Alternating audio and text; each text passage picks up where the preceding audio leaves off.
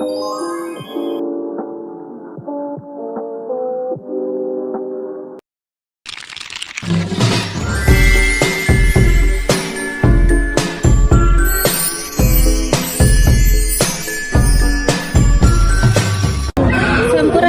tepangkeun nami Abi Krisya Syanturi ti absen 10 bade ngacaritakeun ngeunaan Kampung Naga. Kampung Naga secara administratif aya di wewengkon Desa Naglasari Kecamatan Sawu Kabupaten Tasikmalaya Jawa Barat. Teka nyahoan pasti kumaha asalna ngaran Kampung Naga nimbulkeun sababaraha spekulasi ngeunaan harti naga anu dipake ngaran kampung. Aya nu nyebutkeun yen ngaran eta dicopot tina kecap Nagawir nu nuduhkeun lokasi desa nu deukeut Gawir. Aya oge nu nyebatkeun yen kahirupan masyarakat di Kampung Naga ibarat naga anu nyumput di lebak atau anu sepi. Numutkeun sesepuh tradisional lokal ngaran naga dijelaskeun dina piring kuningan disebut piagam naga.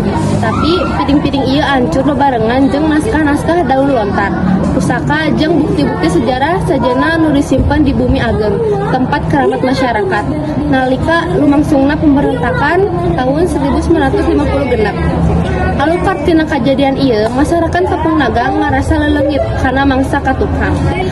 Masyarakat Kampung Naga percaya yen karuhuna asalna ti Karajaan Galunggung ngaranna Sembah Dalem Eyang atawa Eyang Singaparna anu putra Prabu Raja Dipuntang atau Raja Galunggung ka-7. Nurutkeun carita lisan, dina abad ke-16 aya masalah kawawasan di Kerajaan Galunggung. Dina mangsa Gulinggah turun tahta Prabu Raja Puntang junun kabur mawa sababaraha pusaka kerajaan.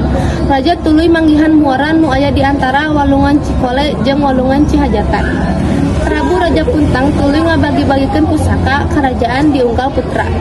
Embah Singaparna ngawariskeun elmu kahadoan kalayan pangaweruh ieu.